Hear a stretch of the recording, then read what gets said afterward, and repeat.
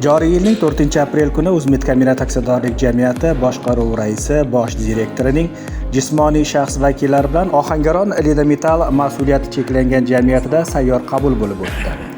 Unda jismoniy shaxs vakillarining ish haqqi hisobidan mikrozaym ajratish, moddiy yordam, uy-joy olish va uy-joy qurish uchun yer ajratish, boshqa ishga o'tish, shartnomalar tuzish hamda ro'yxatga qo'yish kabi masalalar yuzasidan murojaatlar ko'rib chiqildi. Sayyor qabul davomida O'zmedkombinat aksiyadorlik jamiyati boshqaruv raisining o'rinbosari,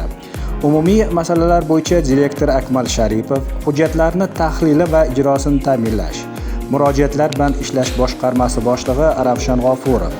Lidametal mas'uliyati cheklangan jamiyat direktori Islom Vohidovlar ishtirok etib, murojaatlar o'rganilib chiqilishi va tegishli qarorlar qabul qilinishini belgilab olishdi.